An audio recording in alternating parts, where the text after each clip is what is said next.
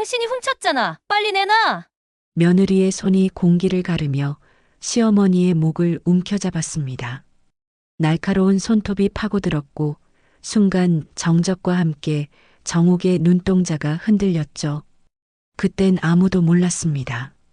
설명할 수 없는 배신감이 뒤섞여 한 시어머니의 가슴 깊은 곳을 뒤흔들기 시작한 이 순간이 목에 새겨진 이 붉은 자국이 이 집의 모든 거짓을 완전히 뒤집어 놓을 시작이 될 줄은.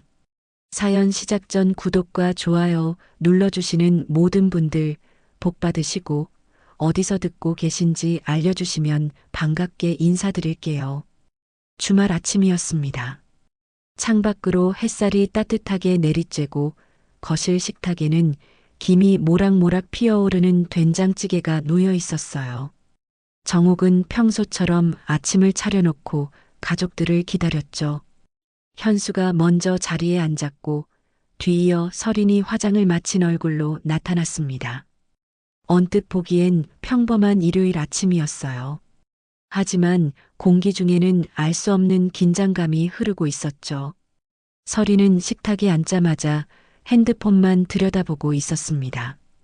밥을 먹는 둥 마는 둥 젓가락질도 성의 없이 흘겼어요. 정옥은 며느리의 그런 모습이 익숙하면서도 불편했습니다. 그래도 참았죠. 어차피 말해봤자 돌아오는 건 시큰둥한 대답뿐이었으니까요. 그때였습니다. 설인이 갑자기 숟가락을 내려놓으며 입을 열었어요. 내 목걸이가 없어졌어요. 목소리는 차갑고 단호했습니다.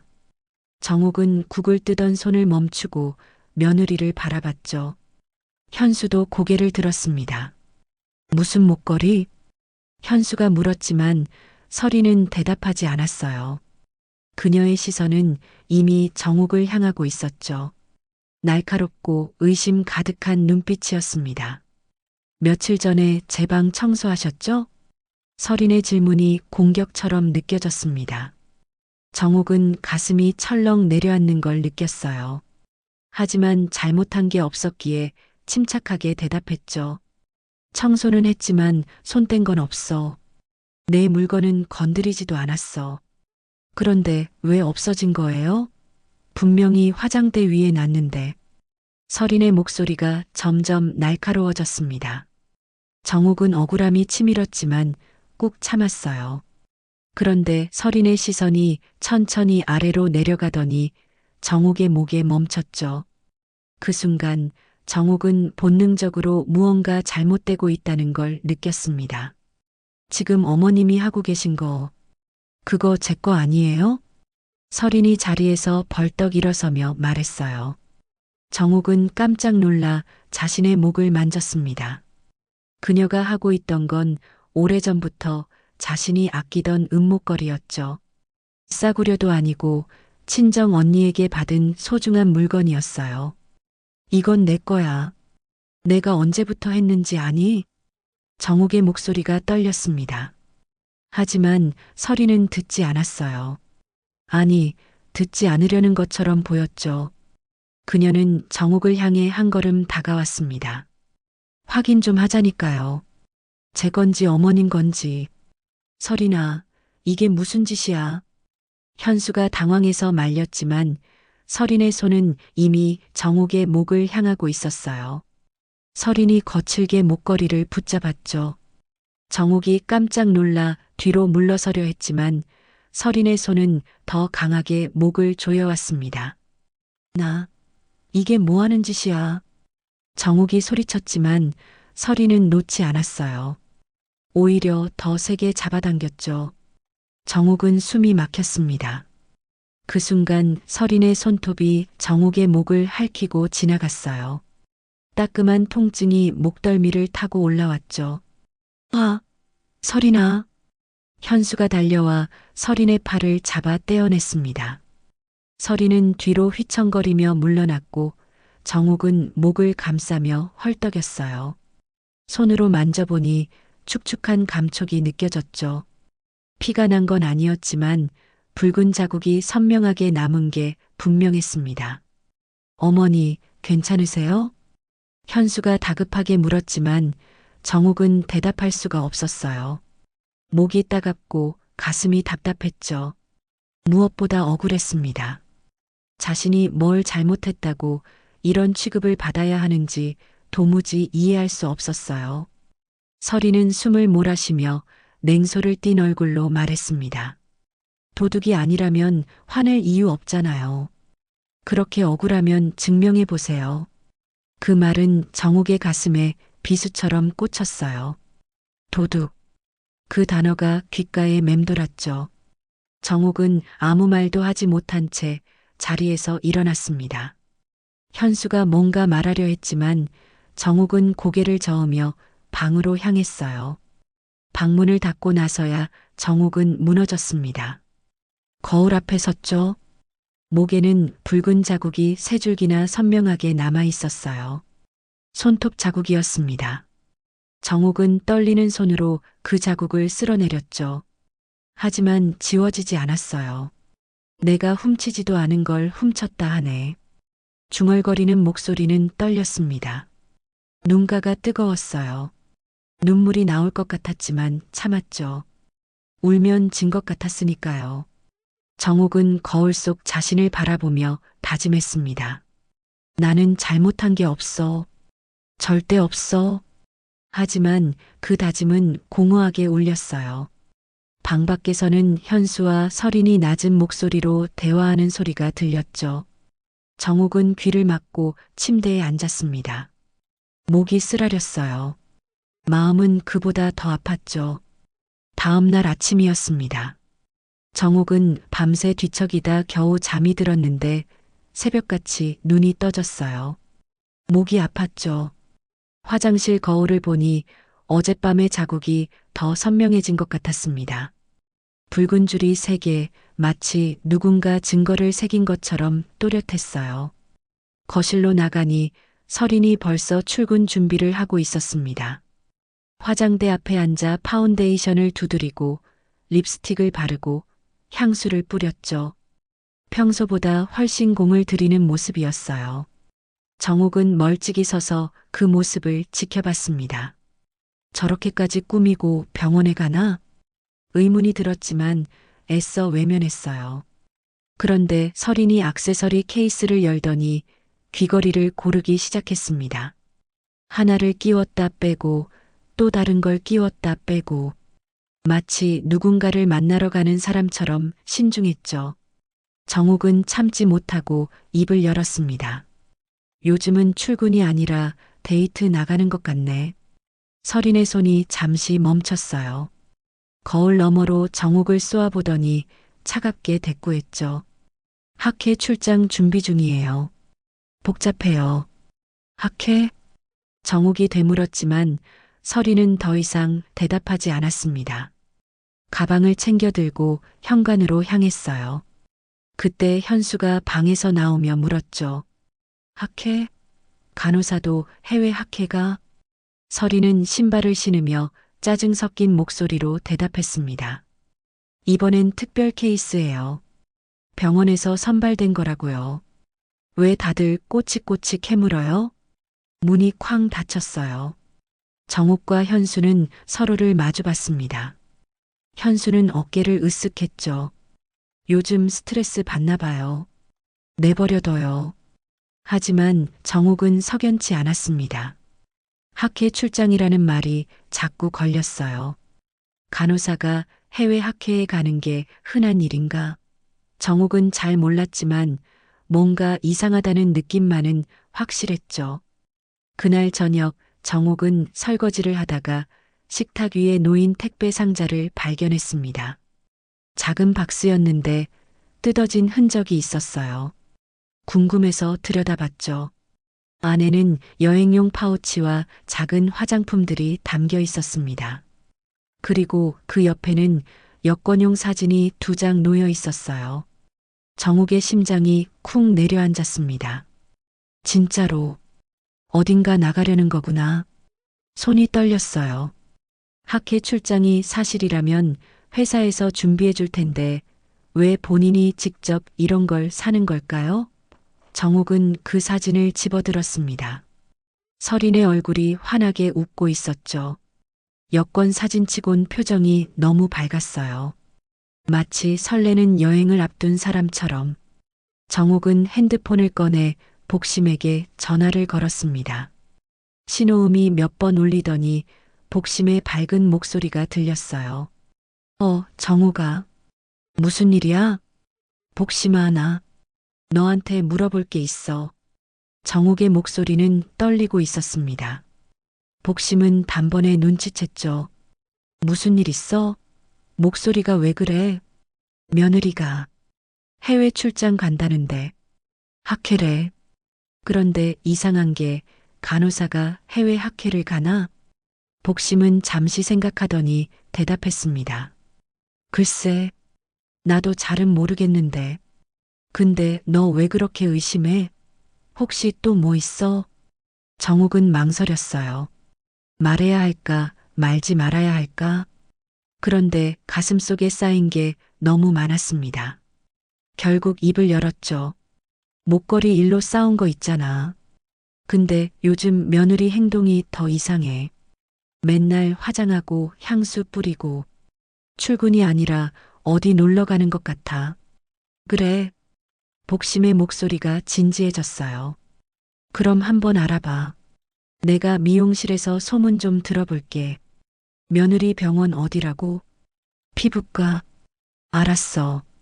며칠만 기다려봐. 내가 수소문해 볼게.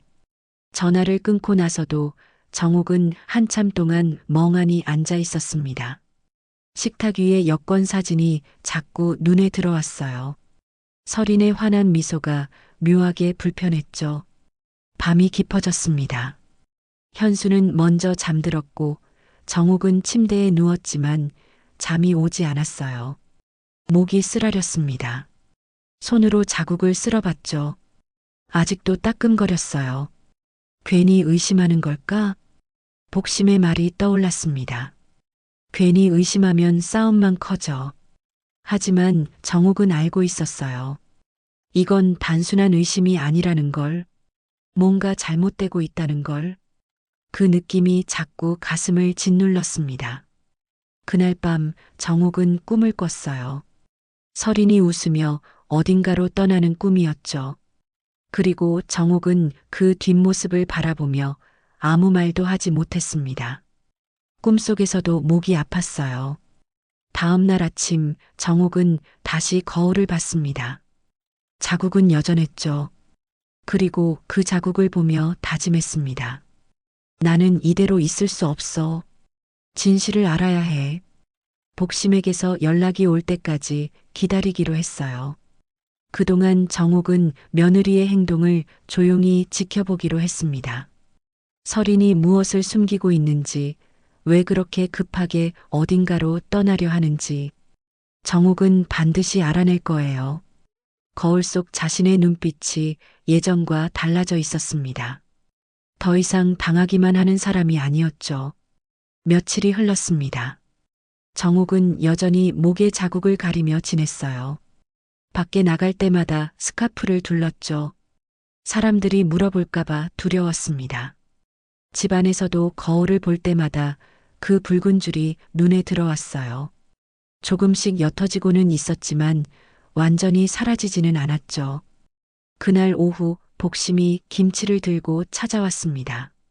정옥은 현관문을 열자마자 반가운 마음에 웃음을 지었어요. 그런데 복심의 표정이 심상치 않았죠. 복심은 김치통을 식탁에 내려놓더니 정옥의 목을 빤히 쳐다봤습니다. 너 그거 뭐야? 복심이 손을 뻗어 정옥의 스카프를 살짝 내렸어요. 붉은 자국이 드러났죠. 복심의 눈이 커졌습니다. 이게 뭐야? 누가 이랬어? 목소리에 분노가 섞여 있었어요. 정옥은 어색하게 웃으며 스카프를 다시 고쳐 매려 했지만 복심이 손을 잡아챘습니다. 정옥아, 대답해. 누가 이렇게 했냐고. 정옥은 입술을 깨물었습니다. 말하고 싶지 않았어요. 말하면 더 커질 것 같았죠. 하지만 복심의 눈빛이 너무 강렬해서 결국 입을 열었습니다. 며느리가. 목걸이 얘기하다가 말끝이 흐려졌어요. 복심은 한숨을 크게 내쉬더니 정옥을 식탁에 앉혔습니다. 그리고 맞은편에 앉아 정옥의 손을 잡았죠. 처음부터 다시 말해봐. 정확하게. 정옥은 천천히 이야기를 시작했습니다. 목걸이가 없어졌다는 며느리의 말, 자신이 하고 있던 목걸이를 의심하던 눈빛, 그리고 목을 잡아 흔들던 그 순간까지 말하는 내내 정옥의 목소리는 떨렸어요. 복심은 입술을 꽉 다문 채 듣고 있었습니다. 그래서 그 목걸이는 진짜 며느리 거였어? 복심이 물었어요. 정옥은 고개를 저었습니다. 아니야. 내 거라니까. 친정 언니한테 받은 거야. 근데 며느리가 자기 거랑 비슷하다고. 비슷한 게 뭐가 문제야? 그렇다고 사람 목을 잡아? 복심의 목소리가 높아졌습니다. 정옥은 복심을 진정시키려고 손을 흔들었어요. 쉬, 목소리 좀 낮춰. 현수 들으면 어떡해. 아니, 이게 지금 숨길 일이야? 이건 폭행이야, 폭행. 복심이 테이블을 탁 쳤습니다. 정옥은 깜짝 놀라 주위를 둘러봤죠. 다행히 아들은 아직 퇴근 전이었어요. 복심아, 제발. 일을 크게 만들지 말자. 일을 크게? 이미 큰일이야. 근데 넌 왜 가만히 있어? 복심의 말이 가슴에 꽂혔습니다. 정옥도 알고 있었어요. 가만히 있으면 안 된다는 걸. 하지만 어떻게 해야 할지 몰랐죠. 며느리와 더 싸우면 아들이 힘들어할 거고, 그러면 가정이 깨질 수도 있었어요. 나도 억울해. 근데 어떻게 하겠어. 증거도 없는데. 증거? 복심의 눈빛이 날카로워졌습니다. 그럼 증거를 찾으면 되지. 며느리가 왜 갑자기 목걸이 없어졌다고 난리를 쳤는지 생각해봐. 진짜 잃어버린 거면 경찰에 신고하든가 보험 처리하든가 해야지. 근데 왜 하필 내 목에 있는 걸 자기 거라고 우겼겠어? 정옥은 그 말에 멈칫했습니다. 맞는 말이었어요. 서리는 목걸이를 찾겠다기보다는 정옥이 하고 있던 목걸이를 자기 거라고 우기는 데만 집중했죠. 왜 그랬을까요? 혹시 목걸이를 팔려고 했던 거 아닐까? 복심이 조심스럽게 말했습니다. 정옥의 눈이 커졌어요. 팔다니? 왜? 돈이 필요했으니까. 해외 출장 간다며? 그것도 갑자기. 근데 내가 봤다며. 여권 사진이랑 여행 준비물. 정옥은 고개를 끄덕였습니다. 그날 본 택배 상자와 여권 사진이 떠올랐어요. 그게 진짜 학회 출장인지 아닌지부터 확인해야 해. 내가 미용실에서 알아봤거든. 복심이 핸드폰을 꺼냈습니다. 그리고 정옥에게 화면을 보여줬죠. 너 이거 봐. 내 단골 손님 중에 피부가 다니는 분이 계셔. 그분한테 슬쩍 물어봤어. 정옥은 화면을 들여다봤습니다. 메시지 내용이 보였어요. 간호사들 해외 학회 보내는 경우는 거의 없어요. 우리 병원은 의사 선생님들만 가요. 정옥의 손이 떨렸습니다. 복심이 단호하게 말했어요. 며느리, 거짓말한 거야. 학회 출장은 핑계고 다른 이유로 해외 가려는 거지. 그럼 정말로. 정옥은 말을 잇지 못했습니다. 머릿속이 복잡했어요. 며느리가 거짓말을 했다는 게 믿기지 않았죠. 아니, 믿고 싶지 않았습니다. 정옥아, 이건 단순한 싸움이 아니야. 며느리가 뭔가 숨기고 있어. 목걸이도 그렇고, 출장도 그렇고, 다 연결돼 있다고. 복심의 말이 정곡을 찔렀습니다. 정옥도 어렴풋이 느끼고 있었어요. 뭔가 이상하다는 걸. 하지만 확신하지 못했죠. 그럼 우리 어떻게 해? 일단 증거를 더 모아야 해. 복심이 몸을 앞으로 기울이며 말했습니다. 나는 병원 쪽으로 계속 알아볼게. 며느리 평소 행실이 어땠는지, 수상한 점은 없었는지. 너는 집에서 며느리 움직임 관찰해. 어디 가는지, 누구 만나는지, 전화 통화는 누구랑 하는지. 놓치지 말고 체크해. 그래도 내가 며느리를 감시할 순 없잖아. 감시가 아니야. 관찰이지. 너도 이 집에 사는 사람이잖아. 며느리가 뭘 하는지 보는 건 당연한 거야. 정옥은 불안했습니다. 며느리한테 들키면 어떡하나 싶었어요. 하지만 복심의 말이 맞았습니다. 진실을 알려면 움직여야 했죠. 그리고 이거. 복심이 정옥의 목을 다시 한번 살폈습니다. 사진 찍어도 증거야. 나중에 필요할 수도 있어. 사진을? 응. 며느리가 나중에 발뺌하면 보여줄 수 있잖아. 내가 찍어줄까? 정옥은 잠시 망설이다 고개를 끄덕였어요. 복심은 핸드폰을 꺼내 정옥의 목을 클로즈업으로 찍었습니다. 셔터 소리가 몇 번 울렸죠. 사진을 확인한 복심이 한숨을 쉬었어요. 이 정도면 충분해. 정옥아, 너 진짜 많이 아팠겠다. 복심의 목소리에 안타까움이 묻어났습니다.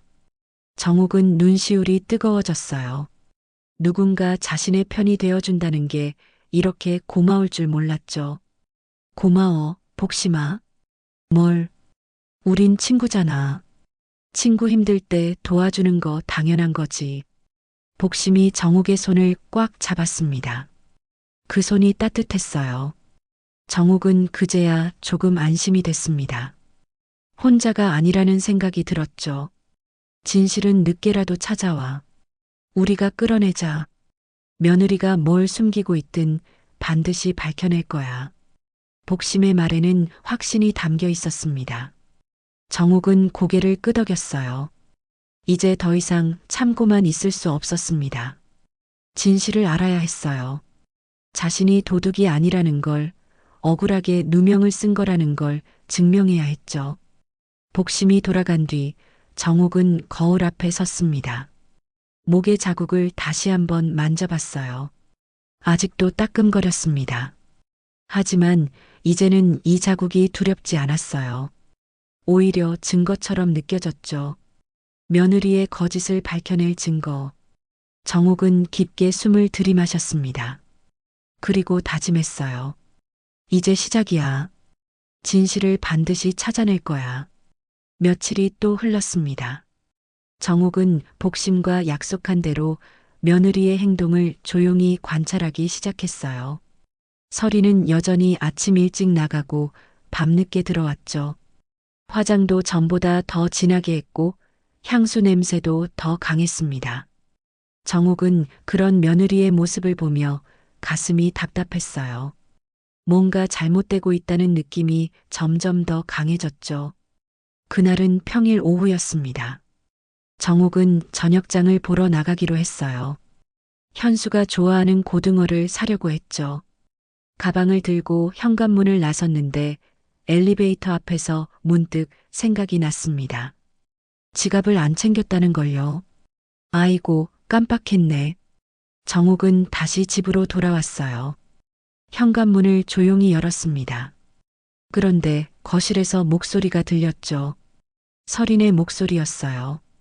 전화 통화를 하고 있었습니다. 정옥은 신발을 벗다 말고 멈췄어요. 며느리가 집에 있을 줄 몰랐죠. 분명 병원에 간 줄 알았는데. 정옥은 숨을 죽이고 귀를 기울였습니다. 응, 지금 괜찮아요. 어머님 장 보러 나가셨어요. 설인의 목소리가 거실에서 흘러나왔어요. 정옥은 가슴이 철렁했습니다. 자신을 감시하고 있었던 걸까요? 잠시 정적이 흘렀습니다. 그리고 남자의 목소리가 들렸어요. 정확하게는 들리지 않았지만 낮고 무거운 톤이었죠. 정옥은 더 가까이 다가갔습니다. 거실 문 뒤에 몸을 숨기고 숨을 참았어요. 돈은 됐어? 남자의 목소리가 또렷하게 들렸습니다. 정옥은 온몸이 얼어붙었어요. 돈? 무슨 돈? 응, 그거 정리하면 돼요. 이번엔 학회 출장으로 말해뒀어요. 설인의 대답이었습니다. 목소리에는 묘한 설렘이 섞여 있었어요. 정옥은 손이 떨렸습니다. 학회 출장이라는 말이 다시 나왔죠. 복심이 말한 게 맞았어요. 거짓말이었습니다. 정옥은 주머니에서 핸드폰을 꺼냈어요. 손이 너무 떨려서 몇 번이나 놓칠 뻔했죠. 겨우 녹음 버튼을 찾아 눌렀습니다. 빨간 점이 깜빡이기 시작했어요. 그럼 티켓은? 남자의 목소리가 다시 들렸습니다. 벌써 예약했어요. 다음 주 목요일이요. 그날은 어머님도 분식집 정리하시는 날이라 신경 안 쓰실 거예요.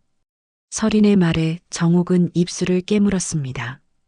자신의 스케줄까지 파악하고 있었다니. 며느리는 치밀하게 계획을 세우고 있었던 거예요. 걱정 마. 아무도 몰라. 서린의 목소리가 낮아졌습니다. 거의 속삭이는 것 같았어요. 정옥은 더 가까이 다가가려다가 발을 헛디뎠습니다. 신발장에 걸려있던 우산이 바닥에 떨어졌죠. 철커덕 소리가 크게 울렸어요. 정옥은 깜짝 놀라 몸을 숨겼습니다. 심장이 미친 듯이 뛰었죠. 거실이 조용해졌어요. 서린이 전화를 끄는 것 같았습니다. 누구세요? 서린의 목소리가 날카롭게 울렸어요. 발소리가 현관 쪽으로 다가왔습니다. 정옥은 황급히 현관문을 열고 밖으로 나갔어요. 문을 조용히 닫고 엘리베이터 쪽으로 뛰었죠. 다행히 엘리베이터가 바로 왔습니다. 정옥은 안으로 뛰어들어가 닫힌 버튼을 연타했어요. 엘리베이터 문이 닫히는 순간 현관문이 열리는 소리가 들렸습니다. 서린이 복도로 나온 거예요. 정옥은 숨을 참았습니다. 엘리베이터가 천천히 내려가기 시작했죠. 1층에 도착했을 때 정옥은 다리에 힘이 풀렸어요. 벽에 기대어 겨우 숨을 돌렸습니다. 손에 쥔 핸드폰이 땀으로 축축했죠. 화면을 보니 녹음이 계속되고 있었어요. 정옥은 녹음을 멈췄습니다. 녹음이 됐을까? 떨리는 손으로 재생 버튼을 눌렀어요. 서린의 목소리가 흘러나왔습니다. 응, 지금 괜찮아요. 어머님 장 보러 나가셨어요. 이어서 남자의 목소리도 들렸죠. 돈은 됐어? 녹음이 된 거예요. 정옥은 안도의 한숨을 내쉬었습니다. 이게 증거예요. 며느리가 거짓말을 하고 있다는 증거. 누군가와 함께 어딘가로 떠나려 한다는 증거. 정옥은 곧바로 복심에게 전화를 걸었습니다. 신호음이 한 번 울리자마자 복심이 받았어요. 정옥아. 복심아, 큰일이야. 지금 녹음 들어봐. 정옥은 녹음 파일을 복심에게 전송했습니다. 잠시 후 복심의 목소리가 들렸죠. 이게 뭐야? 남자 목소리잖아. 응. 며느리가 통화하는 거 들었어. 집에 돌아갔다가 우연히. 돈 얘기하는 거 들었어? 그리고 티켓? 정우가 이거 진짜 심각한데. 복심의 목소리가 긴장했어요. 정옥도 알고 있었습니다. 이건 단순한 거짓말이 아니에요. 며느리가 다른 남자와 함께 해외로 떠나려 하고 있다는 거였죠. 목걸이도 그래서 판 것 같아. 돈이 필요했으니까. 정옥의 목소리가 떨렸습니다. 복심이 단호하게 말했어요. 정옥아, 이제 가만히 있으면 안 돼. 목걸이 어디서 파는지 알아내야 해. 어떻게? 금은방이야. 다이아 목걸이면 동네 금은방 갈 거야. 내가 알아볼게. 너는 일단 집에 들어가서 아무렇지 않게 행동해. 들킨 티 내면 안 돼. 정옥은 고개를 끄덕였어요. 하지만 다시 집으로 돌아간다는 게 두려웠습니다. 며느리와 마주치면 어떡하죠? 괜찮아. 넌 장 보러 나간 거잖아. 장 보고 들어가면 돼. 자연스럽게. 복심의 말에 정옥은 용기를 냈습니다. 그래요, 자연스럽게. 아무것도 모르는 척. 정옥은 마트로 향했어요. 고등어를 사고, 파도 사고, 두부도 샀죠. 평소처럼. 하지만 손은 계속 떨렸습니다. 집으로 돌아왔을 때 서리는 보이지 않았어요. 방에 들어가 있는 것 같았죠. 정욱은 조용히 주방에 장을 정리했습니다. 손에서 땀이 났어요. 며느리가 나올까봐 긴장됐죠. 그날 밤 정욱은 잠을 이룰 수 없었습니다. 녹음 파일을 몇 번이고 다시 들었어요. 남자의 목소리, 며느리의 웃음소리. 그 모든 게 귓가에 맴돌았죠. 그 남자는 누굴까? 병원 사람일까? 정욱은 이불을 뒤집어 쓰고 눈을 감았습니다. 하지만 잠은 오지 않았어요. 목이 다시 쓰라렸습니다. 자국은 이제 거의 사라졌지만 마음의 상처는 더 깊어졌죠. 복심의 미용실은 동네에서 제법 소문난 곳이었습니다. 단골 손님들이 많았고 그만큼 소문도 빨랐어요. 복심은 손님들의 머리를 다듬으면서 자연스럽게 이야기를 나눴죠.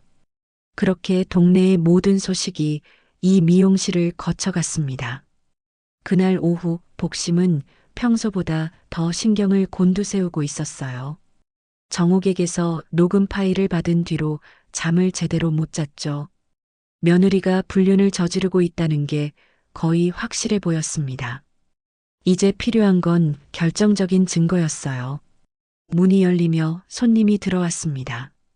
40대 중반쯤 되어 보이는 여자였어요. 복심은 반갑게 인사했죠. 어서 오세요. 어떻게 해드릴까요? 펌 좀 하려고요. 머리가 너무 늘어져서. 손님이 거울을 보며 자신의 머리를 만졌습니다. 복심은 전문가답게 머리카락을 살펴보며 말했어요. 뿌리 펌하시면 볼륨 살아날 거예요. 앉으세요. 손님이 의자에 앉았습니다. 복심은 케이프를 둘러주면서 슬쩍 물었어요. 요즘 어떻게 지내세요? 오랜만이네요. 그냥 뭐 바쁘게 지내죠. 병원 일이 좀 많아서요. 아, 병원에서 일하세요? 복심의 귀가 번쩍 뜨였습니다. 손님이 고개를 끄덕였어요. 네, 피부과에서 실장으로 있어요. 복심의 손이 잠시 멈췄습니다. 피부과, 바로 설인이 다니는 병원이었어요. 복심은 애써 태어난 척하며 물을 뿌리기 시작했죠. 아, 거기요? 제 친구 며느리도 거기 다니던데. 간호사로. 누구요? 혹시 이름 아세요? 최설인이요. 손님의 표정이 미묘하게 변했습니다. 복심은 그걸 놓치지 않았어요. 아, 설인 씨. 알죠. 어때요? 일은 잘해요? 복심이 자연스럽게 물었습니다. 손님은 잠시 망설이더니 입을 열었어요. 일은 잘하는데 요즘 좀 이상해요. 이상하다니요? 복심이 거울 너머로 손님을 쳐다봤습니다. 손님이 목소리를 낮췄어요. 요즘 우리 병원에 소문이 하나 있거든요. 무슨 소문인데요? 복심이 조심스럽게 물었습니다. 손님이 주위를 둘러보더니 속삭였어요. 간호사 한 명이랑 행정직원 한 명이 바람났다는 소문이요. 복심의 심장이 쿵 뛰었습니다. 하지만 태연하게 빗질을 계속하며 물었죠. 에이, 요즘도 그런 일이 있어요? 있죠. 병원이라고 다를 게 뭐 있어요. 특히 우리 병원은 젊은 사람들이 많아서 둘이 요즘 너무 티나게 다녀요. 점심시간마다 같이 나가고 퇴근도 같이 하고. 혹시 그게 최설인 씨예요? 복심이 조심스럽게 물었습니다. 손님이 깜짝 놀란 표정으로 복심을 봤어요. 어머, 어떻게 아세요? 복심은 순간 당황했지만 얼른 둘러댔습니다. 아, 그냥 요즘 좀 이상하다고 하셔서 혹시나 했어요. 손님이 한숨을 쉬었어요. 맞아요. 설인 씨예요. 솔직히 원장님도 눈치채신 것 같은데 아직은 조용히 지켜보시는 것 같아요. 결혼한 사람인데 말이죠. 결혼했는데도 그래요? 네. 남편 있는데도요. 상대 남자는 정도연이라고 행정직에 있는 친구예요. 그 친구는 미혼인데 남의 집 망가뜨리는 건 똑같잖아요. 복심은 그 이름을 머릿속에 새겼습니다. 정도현. 녹음 파일 속 남자 목소리의 주인이 바로 그 사람일 거예요. 그런데 말이죠. 손님이 목소리를 더 낮췄습니다. 요즘 두 사람이 같은 날짜에 휴가 신청했대요. 다음 주에요. 같은 날짜요? 복심의 눈빛이 날카로워졌죠. 손님이 고개를 끄덕였어요. 네. 도연 씨가 먼저 휴가 신청하고 서린 씨도 똑같은 날짜에 신청했대요. 병원에서 다들 눈치채고 수군거리는데 둘은 전혀 신경 안 쓰는 것 같아요. 같은 날 휴가면 어디 같이 가려는 건가 보네요. 복심이 떠보듯 말했습니다. 손님이 어깨를 으쓱했어요. 뭐 뻔하죠. 해외여행이겠죠. 요즘 누가 국내 가나요? 다들 그렇게 생각하는데 본인들만 들키지 않았다고 생각하는 것 같아요. 복심은 이를 악물었습니다. 정옥의 말이 맞았어요. 며느리는 집에는 학회 출장이라고 거짓말하고 병원에는 그냥 휴가를 낸 거예요. 그리고 불륜남과 함께 해외로 떠나려는 거였죠. 그럼 병원에서는 다들 알고 있네요? 대충은 알죠. 근데 누가 뭐라고 하겠어요. 본인들 일이니까. 그냥 뒤에서 수군거릴 뿐이죠. 저도 이렇게 말하긴 좀 그렇지만 친구분 며느리시라니 미리 알려드리는 게 맞는 것 같아서요. 손님의 말에 복심은 고개를 끄덕였어요. 말씀해 주셔서 고마워요. 진짜 큰일 날 뻔했네요. 그러게요. 시어머니는 모르시겠죠? 안타깝네요. 아직은 확실히 모르세요. 하지만 곧 알게 될 거예요.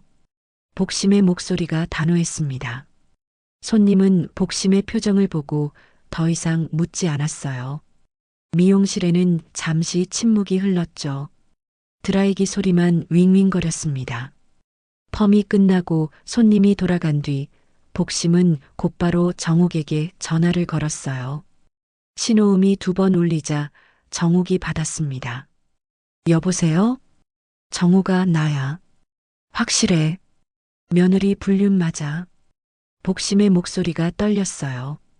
정욱이 놀라서 물었죠. 뭐가? 무슨 일이야? 방금 병원 실장한테 직접 들었어. 정도연이라는 남자랑 다음 주에 같은 날 휴가 냈대. 병원 사람들 다 알아. 둘이 노골적으로 다닌다고. 전화기 너머로 정욱의 숨소리가 거칠어졌습니다. 복심은 계속 말했어요. 며느리가 너한테 학회 출장이라고 한 거 다 거짓말이야. 병원에는 그냥 휴가 낸 거야. 집에만 학회라고 둘러댄 거지. 복심아. 정욱의 목소리가 떨렸습니다. 울먹이는 소리였어요. 복심은 가슴이 아팠지만 냉정을 유지했죠. 울지 마. 지금은 울 때가 아니야. 이제 며느리 꼬리 잡아야 해. 목걸이도 팔려고 할 거야. 여행 경비 마련하려고. 내가 금은방 쪽 알아볼게. 어떻게? 동네 금은방 사장님들한테 물어보면 돼. 다이아 목걸이 매입 상담 예약한 사람 있는지. 최설인이란 이름으로. 복심은 이미 계획을 세우고 있었습니다. 정욱이 작은 목소리로 말했어요. 고마워, 복심아. 너 없었으면 나 어떡할 뻔했어. 무슨 소리야? 우린 친구잖아. 친구가 당할 때 가만히 있겠어? 며느리 제대로 혼내줄 거야. 복심의 목소리에는 결연함이 담겨 있었습니다. 전화를 끊고 나서 복심은 핸드폰 주소록을 뒤적였어요. 동네 금은방 번호들이 쭉 나열돼 있었죠. 복심은 하나씩 전화를 걸기 시작했습니다. 여보세요? 거기 금은방 맞죠? 혹시 최설인이라는 이름으로 예약 들어온 거 있어요? 첫 번째 금은방은 아니었습니다. 두 번째도 마찬가지였어요. 하지만 세 번째 금은방에서 복심의 손이 멈췄죠. 네, 맞아요. 다음 주 화요일 오후 3시에 다이아 목걸이 매입 상담 예약되어 있는데요. 복심은 주먹을 불끈 쥐었습니다. 찾았어요. 드디어 결정적인 증거를 찾았습니다. 복심에게서 전화를 받은 뒤 정옥은 한동안 멍하니 앉아 있었습니다. 손이 떨렸어요. 가슴이 답답했죠. 며느리가 불륜을 저지르고 있다는 게 이제는 거의 확실해 보였습니다. 학회 출장이라는 거짓말, 같은 날 휴가를 낸 남자, 그리고 목걸이. 모든 퍼즐 조각이 맞춰지기 시작했어요. 정옥은 핸드폰을 꺼내 녹음 파일을 다시 재생했습니다. 며느리와 남자의 대화가 또렷하게 들렸어요. 돈은 됐어? 응, 그거 정리하면 돼요. 정옥은 이 대화를 몇 번이고 되풀이해서 들었습니다. 그럴 때마다 가슴이 무너져 내렸어요. 며느리가 팔려고 하는 그거가 무엇인지 이제는 확실했죠. 바로 예물 목걸이였습니다. 현수가 빚까지 내서 장만했던 그 다이아 목걸이를요. 그 목걸이에 얽힌 기억이 떠올랐습니다. 현수가 결혼 준비하던 때였어요. 정옥은 아들이 예물 준비하느라 고생하는 걸 지켜봤죠. 현수는 월급쟁이였고 여유가 많지 않았습니다. 그런데도 설인이 원하는 다이아 목걸이를 사주려고 대출까지 받았어요. 엄마, 괜찮아요. 제가 열심히 갚을게요. 현수가 웃으며 말했던 게 기억났습니다. 정옥은 그때 마음이 아팠어요. 아들이 빚을 지면서까지 장만한 예물인데 며느리는 그걸 대수롭지 않게 생각하는 것 같았거든요. 정옥은 손으로 얼굴을 감쌌습니다. 눈물이 날 것 같았지만 참았어요. 지금은 울 때가 아니었죠. 증거를 더 모아야 했습니다. 그날 저녁 설인이 늦게 들어왔습니다. 평소보다 1시간쯤 늦었어요. 정옥은 거실 소파에 앉아 텔레비전을 보는 척했죠. 설인은 정옥과 눈을 마주치지 않으려는 듯 고개를 돌린 채 방으로 들어갔습니다. 정옥은 며느리의 뒷모습을 지켜봤어요. 설인의 어깨에 걸린 가방이 평소보다 불룩해 보였죠. 뭔가 들어있는 것 같았습니다. 정옥은 궁금했지만 참았어요. 들키면 안 됐으니까요. 저녁 9시쯤 현수가 퇴근했습니다. 정옥은 아들에게 저녁을 차려줬어요. 현수는 피곤한 표정으로 밥을 먹었죠. 정옥은 아들을 보며 가슴이 아팠습니다. 현수는 아직 아무것도 몰랐어요. 아내가 무슨 짓을 하려는지. 엄마, 괜찮으세요? 요즘 안색이 안 좋으신데. 현수가 걱정스럽게 물었습니다. 정옥은 애써 웃으며 대답했어요. 응, 괜찮아. 그냥 좀 피곤해서. 무리하지 마세요. 분식집도 쉬엄쉬엄 하시고. 알았어. 너도 힘들어 보이네. 회사 일 많아? 요즘 프로젝트가 좀 바빠서요. 다음 주까지만 버티면 돼요. 현수가 밥을 한 숟가락 더 떠먹으며 말했습니다. 정옥은 아들을 바라보다가 조심스럽게 물었어요. 설인이는 다음 주에 출장 간다며? 네, 학회 출장이래요. 목요일에 간대요. 그래. 얼마나 간다더라? 일주일이요. 금요일에 돌아온대요. 현수는 아무렇지 않게 대답했습니다. 아내를 전혀 의심하지 않고 있었어요. 정옥은 가슴이 답답했죠. 아들에게 진실을 말해야 할까요? 하지만 아직은 때가 아니었습니다. 확실한 증거가 필요했어요. 밤 11시쯤 되었을까요? 정옥은 방에 누워 있다가 조심스럽게 문을 열었습니다. 거실은 어두웠어요. 며느리 방에서 불빛이 새어나왔죠.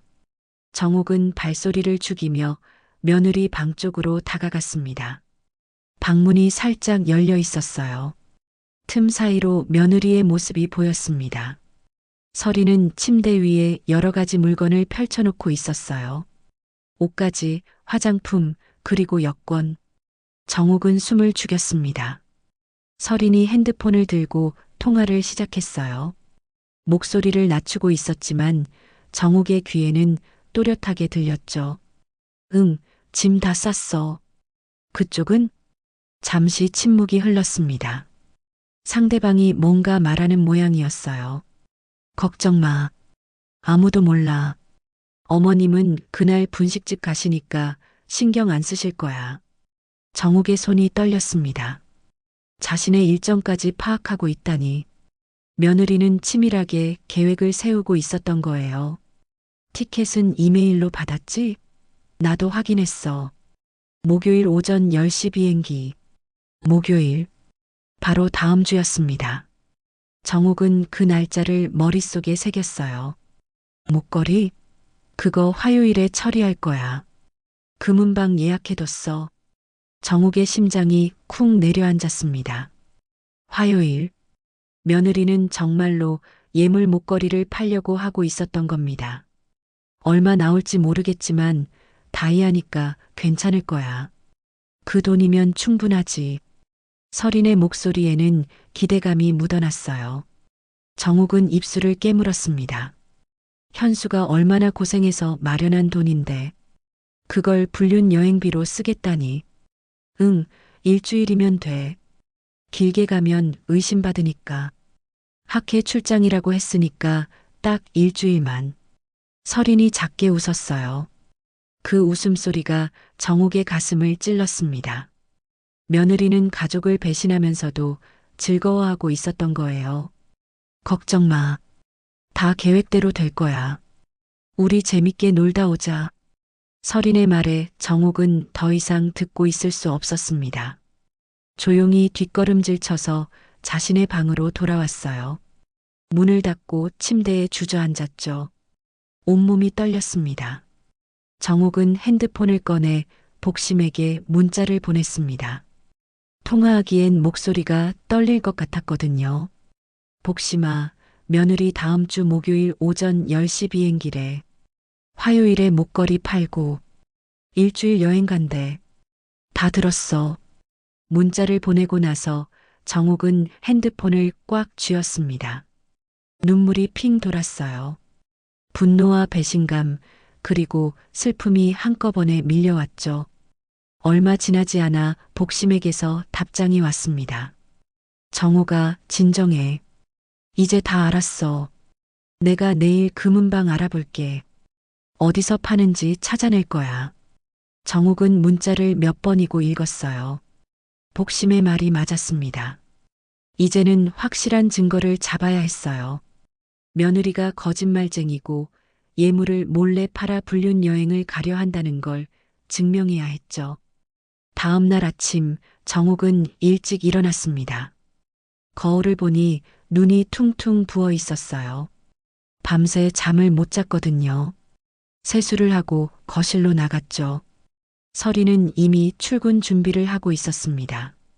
오늘따라 더 화려하게 치장했어요.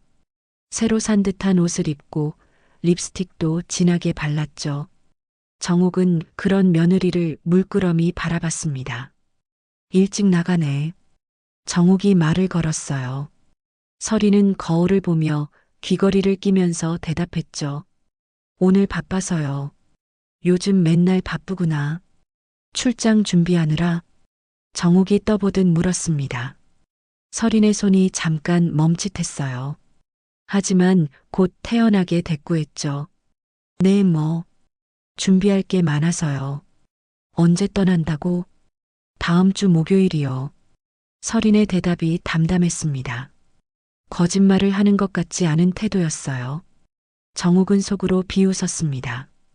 저렇게 뻔뻔할 수가 있나 싶었죠. 얼마나 가 있을 건데? 일주일 정도요. 그래. 조심히 다녀와라. 정욱의 목소리는 평온했습니다. 서리는 정욱을 한번 쳐다보더니 가방을 들고 나갔어요.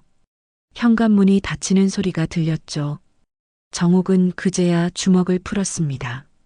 손톱이 손바닥에 박힐 정도로 세게 쥐고 있었던 거예요. 정욱은 창밖을 바라봤습니다. 하늘이 맑았어요. 하지만 정욱의 마음은 먹구름으로 가득했죠. 복심은 미용실 문을 닫고 사무실로 들어갔습니다. 마지막 손님을 보낸 뒤였어요. 시계를 보니 저녁 7시가 조금 넘었죠. 복심은 책상에 앉아 핸드폰을 꺼냈습니다. 정욱에게서 받은 정보가 머릿속을 맴돌았어요. 며느리가 목걸이를 팔려고 한다. 다음 주 화요일에 금은방 어딘가에 예약을 했을 거다. 복심은 주소록을 열었습니다. 동네 금은방 번호들이 쭉 나열돼 있었어요. 복심은 오랫동안 미용실을 운영하면서 많은 사람들과 인연을 맺었죠. 금은방 사장님들도 그중 몇 분은 단골이었습니다. 복심은 첫 번째 번호로 전화를 걸었어요. 신호음이 몇 번 울리더니 남자 목소리가 들렸죠. 여보세요, 금은방입니다. 아, 사장님. 저 복심이에요. 미용실 하는. 아, 복심 원장님. 무슨 일이세요?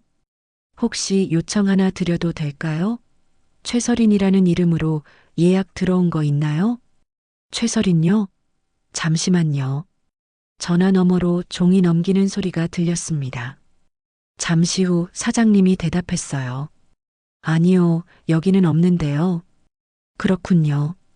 감사합니다. 복심은 전화를 끊고 다음 번호로 전화를 걸었습니다.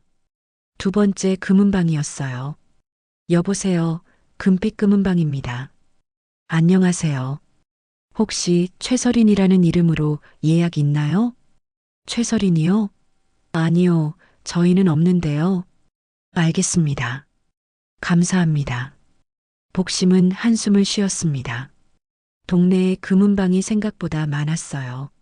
하나하나 전화하려면 시간이 걸릴 것 같았죠. 하지만 포기할 수 없었습니다. 복심은 세 번째 번호로 전화를 걸었어요. 여보세요. 안녕하세요. 거기 금은방 맞으시죠? 네, 은하금은방입니다. 혹시 최설인이라는 이름으로 다이아 목걸이 매입 상담 예약 들어온 거 있나요? 전화 너머가 잠시 조용해졌습니다. 복심의 심장이 두근거렸어요. 뭔가 있는 것 같았죠. 네, 맞아요. 다음 주 화요일 오후 3시에 예약되어 있는데요. 복심은 주먹을 불끈 쥐었습니다. 찾았어요. 드디어 찾았습니다. 아, 그렇군요. 제가 그분 아는 사람이라서요. 혹시 예약 내용 좀 더 자세히 알 수 있을까요? 개인정보라서요. 본인 동의 없이는.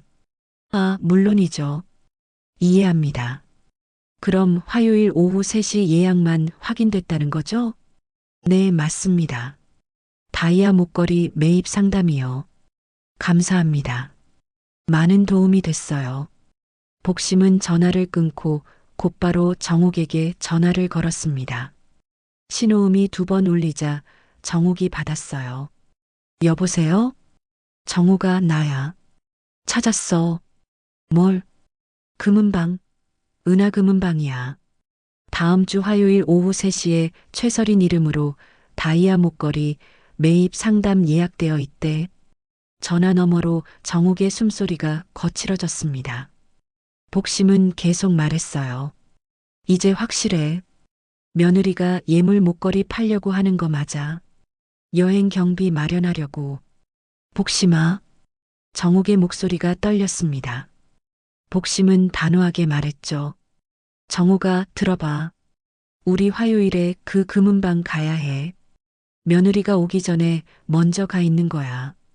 그럼 현장에서 잡겠다는 거야? 그래. 그게 제일 확실한 방법이야. 며느리가 목걸이 들고 금은방에 나타나면 그때 우리도 나타나는 거지. 정욱은 잠시 침묵했습니다. 복심은 친구가 두려워하고 있다는 걸 알았어요. 당연한 일이었죠. 며느리와 정면으로 맞서야 하니까요. 정우가 무서워? 응, 조금. 나도 무서워.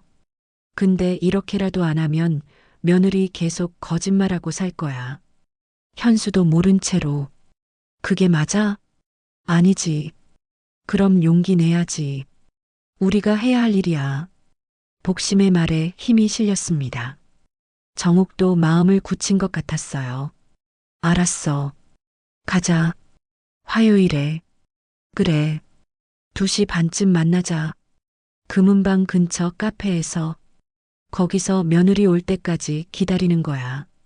응, 그렇게 하자. 그리고 정우가 복심이 목소리를 낮췄습니다. 녹음 파일이랑 사진 다 준비해놔. 며느리가 발뺌할 수도 있으니까 증거 확실히 챙겨야 해. 알았어. 다 준비해놨어. 잘했어. 그럼 화요일에 보자. 전화를 끊고 복심은 의자에 기댔습니다. 긴장이 풀리면서 한숨이 나왔어요. 드디어 며느리의 꼬리를 잡았습니다. 이제 남은 건 현장에서 확실하게 증거를 잡는 것뿐이었죠. 복심은 핸드폰 메모장을 열어 정보를 정리했습니다. 은하금은방 화요일 오후 3시 최설인 다이아 목걸이 매입 상담. 모든 게 명확했어요. 복심은 메모를 저장하고 핸드폰을 내려놨습니다. 그리고 창밖을 바라봤죠. 어둠이 내려앉고 있었습니다. 정우가 조금만 참아. 이제 곧 끝나.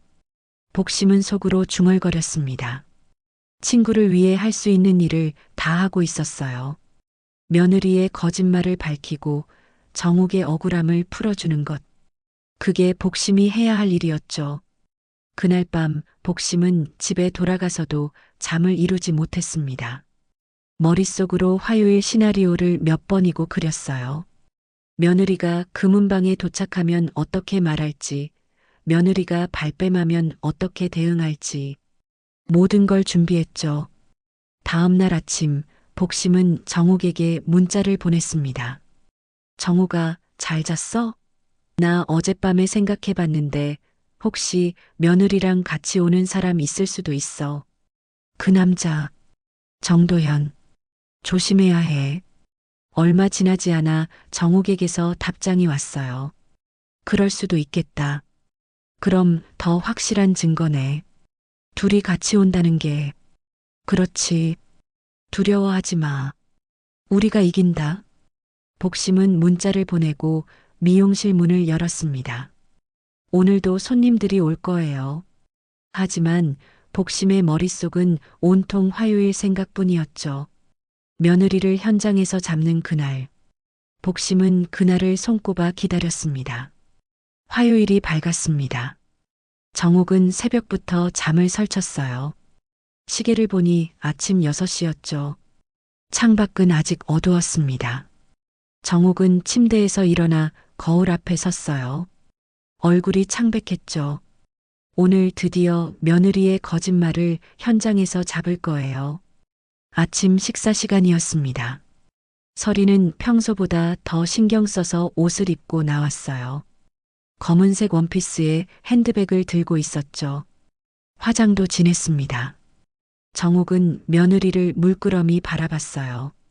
오늘 일찍 나가네. 네. 오늘 좀 바빠서요. 설인이 시계를 보며 대답했습니다. 손이 약간 떨리는 것 같았어요. 긴장하고 있는 모양이었죠. 점심은 먹고 다닐 거지? 네, 밖에서 먹을게요. 설이는 가방을 챙겨 들고 현관으로 향했습니다. 정욱은 며느리의 뒷모습을 지켜봤어요. 설인이 나가고 나서 정욱은 긴 한숨을 내쉬었죠. 오전 시간이 느리게 흘렀습니다. 정욱은 집안일을 하며 시간을 보냈어요. 설거지를 하고 빨래를 개고 청소를 했죠. 하지만 머릿속은 온통 오후 3시 생각뿐이었습니다. 정우가 지나고 오후 1시가 됐어요. 정욱은 옷을 갈아입었습니다. 단정한 옷을 골라 입고 머리도 빗었죠. 거울을 보며 심호흡을 했어요.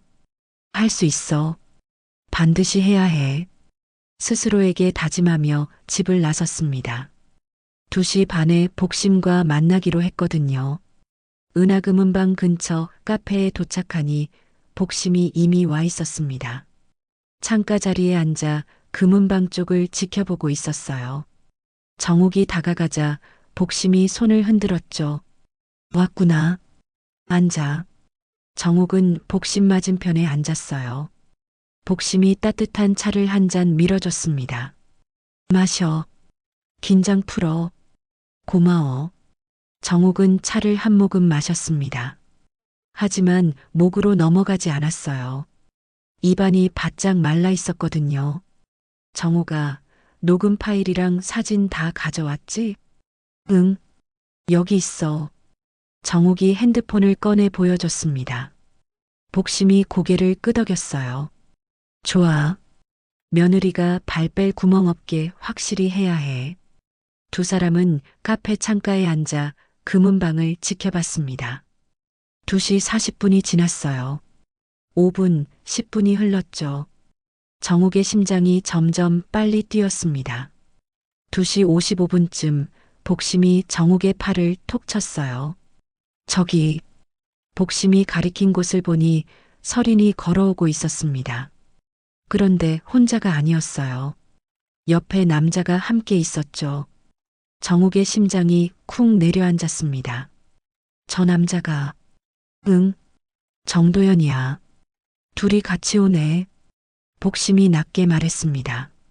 설인과 도연은 나란히 걸으며 금은방 쪽으로 향했어요. 설인이 뭔가 말하자 도연이 웃었죠. 두 사람은 편안해 보였습니다. 마치 연인처럼 저렇게 당당하게. 정욱의 목소리가 떨렸어요. 복심이 정욱의 손을 꽉 잡았습니다. 진정해. 우리가 이긴다. 가자. 두 사람은 자리에서 일어났어요. 카페를 나와 금은방으로 향했죠. 정욱의 다리가 후들거렸지만 계속 걸었습니다.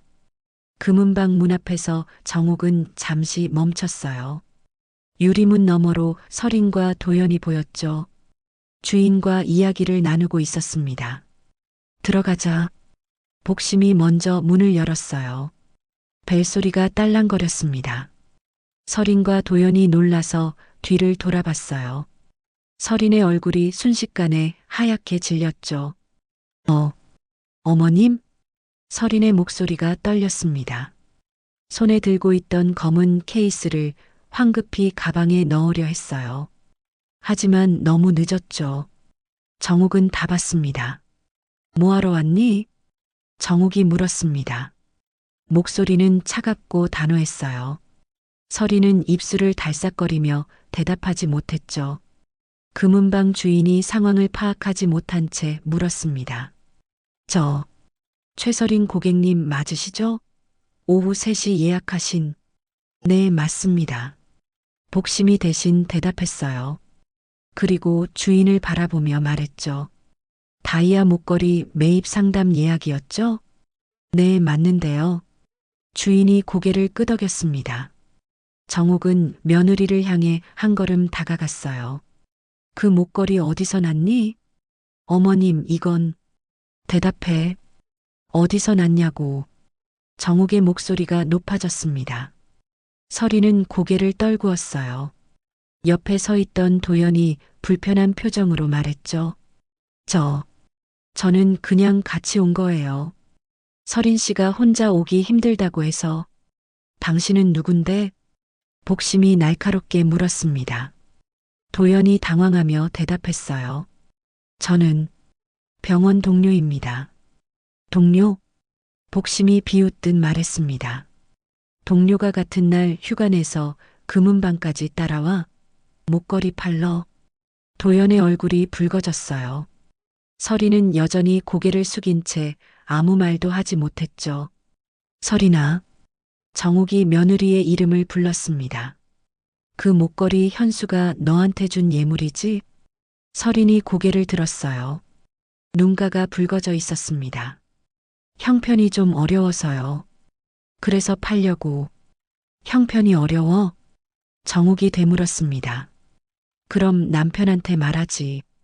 왜 몰래 팔아? 왜 이 사람이랑 같이 와? 정욱이 도연을 가리켰어요. 설이는 대답하지 못했습니다. 복심이 핸드폰을 꺼냈죠. 이거 들어볼래? 복심이 녹음 파일을 재생했습니다. 설인과 남자의 목소리가 흘러나왔어요. 돈은 됐어? 응, 그거 정리하면 돼요. 금은방이 정적에 휩싸였습니다. 주인도 놀란 표정으로 상황을 지켜봤어요. 도연이 한 발 뒤로 물러섰죠. 이게 뭐야? 도연이 서린을 쳐다봤습니다. 서린은 대답하지 못하고 고개만 떨궜어요. 그리고 이것도 봐. 복심이 다른 파일을 보여줬습니다. 서린의 통화 내용이었어요. 목요일 오전 10시 비행기. 일주일 여행. 다 들었어. 복심이 단호하게 말했습니다. 서린의 손이 떨렸어요. 가방을 떨어뜨릴 뻔했죠. 학회 출장이라고 했지? 근데 병원에는 휴가 냈더라. 이 사람이랑 같은 날. 복심이 도연을 가리켰습니다. 도연은 서린의 팔을 놓고 한 발 더 물러섰어요. 서린 씨, 이게 무슨... 닥쳐. 서린이 소리쳤습니다. 처음으로 감정이 폭발한 거예요. 금은방 안이 조용해졌죠. 정옥은 며느리를 바라봤습니다. 서린의 눈에서 눈물이 흘러내렸어요. 하지만 정옥은 동정심이 들지 않았습니다. 내가 훔쳤다고 했지? 정옥이 낮게 말했습니다. 내 목에 있던 목걸이가 내 거라고 했지. 내 목을 잡아 흔들면서 정옥이 스카프를 내렸습니다. 목에는 아직 희미하게 자국이 남아 있었어요. 금은방 주인이 놀란 표정을 지었죠. 이게 내가 한 짓이야. 그러고도 이제 예물까지 팔아먹으려고? 서린은 고개를 들지 못했습니다. 눈물만 뚝뚝 떨어뜨렸어요. 사장님, 정욱이 주인을 돌아봤습니다. 이 매입은 취소됐습니다. 이 목걸이는 제 아들이 며느리한테 준 예물이에요. 며느리가 함부로 팔 수 있는 게 아닙니다. 주인이 난처한 표정으로 고개를 끄덕였어요. 알겠습니다. 매입 진행하지 않겠습니다.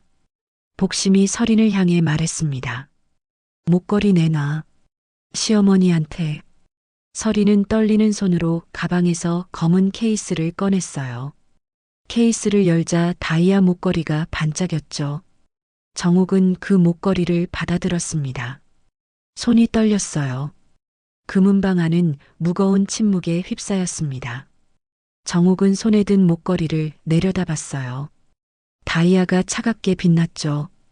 현수가 빚을 내서 마련한 이 목걸이를 며느리는 불륜 여행비로 쓰려고 했던 겁니다. 내가 훔쳤다고 했지? 정욱이 다시 한번 물었습니다. 서린은 고개를 숙인 채 눈물만 흘렸어요. 내 입으로 말해봐. 시어머니를 도둑으로 몰았다고. 죄송해요. 서린의 목소리가 떨렸습니다. 하지만 정욱은 그 사과를 받아들일 수 없었어요. 죄송하다고? 그때는 왜 그랬어? 내 목을 거의 조르면서 도둑이 아니면 화낼 이유 없다고 했잖아. 정욱의 목소리가 높아졌습니다. 억눌렀던 감정이 터져나왔죠. 그 자국 아직도 남아있어. 매일 밤 거울 보면서 얼마나 억울했는지 알아? 서린은 대답하지 못했습니다. 옆에 있던 도연이 조용히 뒤로 물러서려고 했어요. 하지만 복심이 막아섰죠. 어디 가려고? 당신도 같이 있어야지. 이 일에 연루된 사람이잖아. 저는 그냥... 도연이 말을 더듬었습니다. 그때 금은방 문이 열렸어요. 벨소리가 울렸죠. 엄마, 현수였습니다. 정욱은 깜짝 놀라 뒤를 돌아봤어요. 현수가 숨을 헐떡이며 안으로 들어왔죠. 복심 이모가 문자 보내셨어요. 무슨 일이에요? 현수가 상황을 둘러봤습니다. 어머니, 아내, 그리고 낯선 남자. 금은방 주인까지. 이상한 분위기였어요. 현수야. 정욱이 아들을 불렀습니다. 목소리가 떨렸어요. 현수가 어머니에게 다가왔죠. 엄마, 무슨 일이에요? 왜 여기 계세요? 현수야, 이거 봐. 정욱이 손에 든 목걸이를 보여줬습니다. 현수의 눈이 커졌어요. 이게 서린이 목걸이 아니에요? 왜 엄마가 가지고 계세요? 내 아내가 팔려고 했어. 여기 금은방에. 뭐라고요? 현수가 믿을 수 없다는 표정으로 아내를 쳐다봤습니다. 서린은 고개를 들지 못했어요. 서린아, 이게 무슨 일이야? 현수가 다가가 아내의 어깨를 잡았습니다. 설인이 고개를 저었어요. 미안해. 당신한테 미안해. 대체 왜 예물을 팔려고 한 거야? 우리 돈 없어? 뭐가 필요한데? 현수의 목소리에 당혹감이 묻어났습니다. 복심이 나섰어요. 현수야, 이거 들어봐. 복심이 핸드폰을 꺼내 녹음 파일을 재생했습니다. 설인과 남자의 대화가 흘러나왔어요. 돈은 됐어?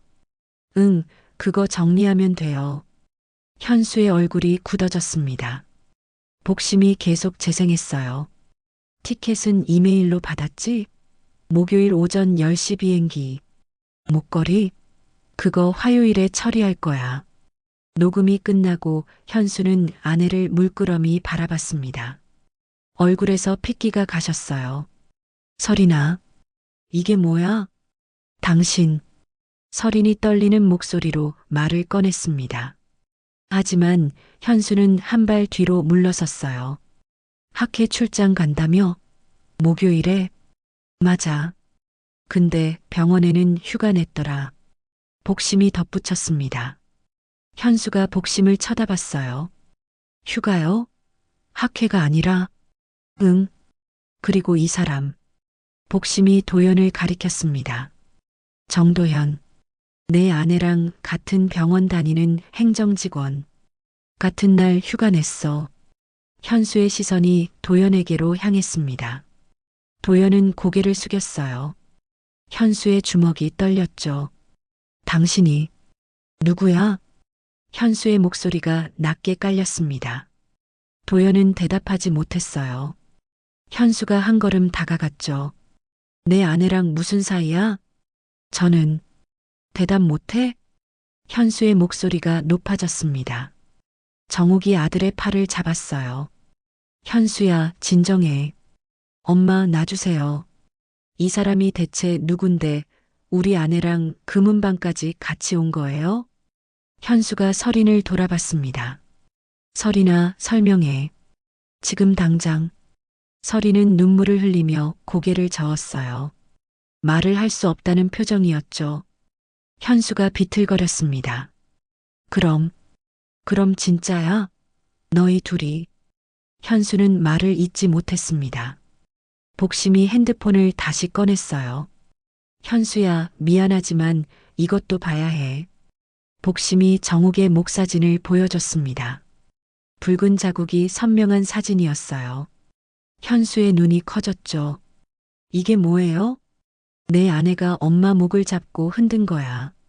목걸이 없어졌다면서. 엄마가 하고 있던 목걸이가 자기 거라고 우기면서. 현수가 어머니를 쳐다봤습니다. 정욱은 스카프를 내렸어요. 목에 아직 희미하게 남은 자국이 보였죠. 엄마. 현수의 목소리가 떨렸습니다. 정욱은 아들의 손을 잡았어요. 괜찮아. 이제 다 괜찮아. 왜 말 안 하셨어요? 이런 일을 당하셨는데. 너한테 말하면 힘들까봐. 그래서 참았어. 정욱의 눈에 눈물이 고였습니다. 현수는 어머니를 꽉 안았어요. 죄송해요, 엄마. 제가 몰라서. 제가 아내를 믿어서. 아니야. 내 잘못이 아니야. 두 사람이 안고 있는 동안 설이는 벽에 기대 서 있었습니다. 눈물이 계속 흘렀어요. 도연은 이미 금은방 문 쪽으로 물러나 있었죠. 현수가 어머니를 놓고 아내를 향해 돌아섰습니다. 설이나. 현수의 목소리는 차가웠어요. 엄마한테 사과드려. 설이는 고개를 들지 못했습니다. 현수가 다시 말했어요. 사과하라고. 죄송해요. 설인이 떨리는 목소리로 말했습니다. 하지만 현수는 고개를 저었어요. 그게 사과야? 제대로 해. 설이는 무릎을 꿇었습니다. 금은방 바닥에 무릎을 대고 정욱을 올려다봤어요. 어머님, 정말 죄송해요. 제가 미쳤었어요. 설인의 목소리가 울먹였습니다. 정욱은 며느리를 내려다봤어요. 마음이 복잡했죠. 분노도 있었고, 실망도 있었고, 안타까움도 있었습니다. 사람은 실수할 수 있어. 근데 거짓말은 안 돼. 그건 죄야. 정옥의 목소리는 단호했습니다. 서리는 바닥에 이마를 대고 울었어요. 도연이 조용히 금은방 문을 열고 나가려 했습니다. 하지만 현수가 돌아서며 말했어요. 당신 어디가? 도연이 멈춰섰습니다. 현수가 다가갔어요. 당신 때문에 우리 가정이 망가질 뻔했어. 그냥 보내줄 것 같아? 저는 죄송합니다. 도연이 고개를 숙였습니다. 현수는 주먹을 불끈 쥐었다 폈어요. 다신 우리 앞에 나타나지 마. 병원도 옮겨. 알겠어? 도연은 대답 대신 고개를 끄덕이고 황급히 금은방을 나갔습니다. 벨소리가 쓸쓸하게 울렸죠. 금은방 주인이 조심스럽게 말했습니다. 손님들 괜찮으시겠어요? 복심이 고개를 끄덕였어요. 네, 죄송합니다. 시끄럽게 해서 이제 나가겠습니다. 정옥은 목걸이를 케이스에 넣었습니다. 그리고 현수에게 건넸어요. 이거 내가 가져. 내가 마련한 거니까. 엄마, 가자. 집에 가서 이야기하자. 정옥이 먼저 금은방을 나섰습니다. 복심이 뒤따랐어요. 현수는 바닥에 주저앉은 아내를 내려다봤죠. 일어나. 집에 가자. 서리는 떨리는 다리로 일어섰습니다. 현수는 아내를 쳐다보지도 않고 밖으로 나갔어요. 서린이 비틀거리며 뒤따랐죠. 며칠이 흘렀습니다. 금은방에서의 그날 이후 집 안 분위기는 무거웠어요. 현수는 며칠간 아내와 말도 하지 않았죠. 서리는 방에 틀어박혀 나오지 않았습니다. 정옥은 그 모습을 지켜보며 복잡한 심정이었어요. 그날 오후 정옥은 거실 창가에 앉아 있었습니다. 손에는 검은 케이스가 들려 있었어요. 천천히 열자 다이아 목걸이가 모습을 드러냈죠. 햇살을 받아 반짝이는 다이아를 보며 정옥은 깊은 한숨을 쉬었습니다. 이 작은 목걸이 하나 때문에 얼마나 많은 일이 벌어졌을까요? 정옥은 목걸이를 손에 쥐었어요. 차가운 감촉이 손바닥에 전해졌죠. 그때 현수가 방에서 나왔습니다. 얼굴이 많이 상해 있었어요. 며칠간 제대로 자지 못한 것 같았죠. 현수는 어머니 옆에 앉았습니다. 엄마, 응, 죄송해요. 제가 아내를 제대로 못 봤어요. 현수의 목소리가 떨렸습니다. 정옥은 아들의 손을 잡았어요. 너 잘못 아니야. 아니에요. 엄마가 그런 일을 당했는데 저는 몰랐어요. 아내만 믿고. 현수야. 정옥이 아들을 돌아봤습니다. 사람은 믿고 싶은 걸 믿게 돼 있어. 내가 아내를 믿은 건 당연한 거야. 하지만 이제 중요한 건 앞으로야. 너희 둘이 어떻게 할 건지. 정옥의 말에 현수는 고개를 숙였습니다. 잠시 침묵이 흘렀어요. 엄마, 솔직히 아직 모르겠어요. 어떻게 해야 할지. 그럴 수 있지. 천천히 생각해. 정옥은 목걸이 케이스를 현수에게 건넸습니다. 이거 내가 가져. 엄마, 이건 내가 마련한 거잖아. 내 거야. 현수는 케이스를 받아들었어요. 무거운 무게감이 느껴졌죠. 그건 단순히 목걸이의 무게가 아니었습니다. 그 안에 담긴 의미, 책임, 그리고 상처의 무게였어요. 엄마, 이제 어떡하죠? 현수야, 그건 내가 결정할 일이야. 엄마는 내 편이야. 어떤 결정을 하든. 정옥의 말에 현수는 눈시울이 붉어졌습니다. 어머니의 손을 꽉 잡았어요. 고마워요, 엄마. 이제 제가 엄마 지킬게요. 알았어. 두 사람이 조용히 앉아 있을 때 서린의 방문이 열렸습니다. 서린이 나왔어요. 얼굴이 많이 부어 있었죠. 며칠간 운 것 같았습니다. 서린은 조심스럽게 거실로 다가왔어요. 정옥과 현수를 번갈아 쳐다봤죠. 저기, 잠깐 시간 내주실 수 있으세요? 서린의 목소리는 떨렸습니다. 현수는 대답하지 않았어요. 정옥이 고개를 끄덕였죠. 앉아라. 서린은 소파에 앉았습니다. 손을 무릎 위에 올려놓고 떨고 있었어요. 한참을 망설이던 서린이 입을 열었습니다. 어머님, 정말 죄송해요. 그 말은 이미 들었어. 정옥의 목소리는 담담했습니다. 서린은 고개를 숙였어요. 제가 정말 잘못했어요. 변명의 여지가 없어요. 왜 그랬니? 정옥이 물었습니다. 서린은 눈물을 훔치며 대답했어요. 외로웠어요. 남편은 항상 바빴고 저는 관심받고 싶었어요. 그래서 다른 남자를 만났어? 죄송해요. 그리고 예물까지 팔려고. 정옥의 목소리가 차가워졌습니다. 서린은 고개를 들지 못했어요. 돈이 필요했어요.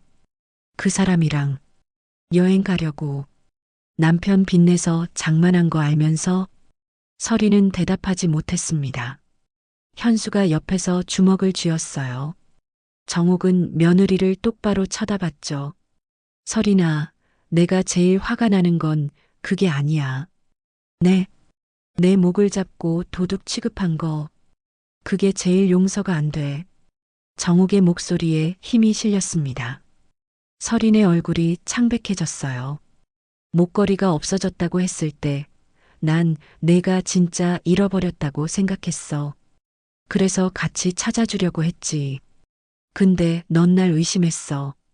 내 목에 있는 목걸이가 내 거라고 우기면서 내 목을 잡았잖아. 정옥은 목에 손을 가져다 댔습니다. 자국은 이제 거의 사라졌지만 그 기억은 여전히 생생했어요. 그게 얼마나 무서웠는지 알아? 내가 뭘 잘못했나 싶어서 밤마다 울었어. 서린은 바닥을 향해 머리를 숙였습니다. 눈물이 뚝뚝 떨어졌어요. 죄송해요, 어머님. 정말 죄송해요. 사과한다고 다 되는 게 아니야. 정옥이 일어섰습니다.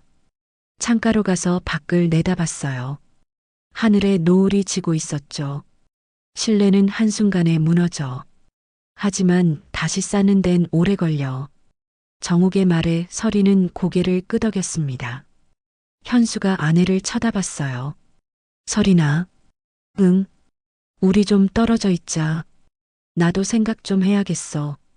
현수의 말에 서린의 얼굴이 하얗게 질렸습니다. 당신, 그게 무슨, 이혼하자는 게 아니야. 그냥 시간이 필요해. 나도 너도. 현수의 목소리는 단호했습니다. 서린은 눈물을 흘리며 고개를 끄덕였어요. 알았어.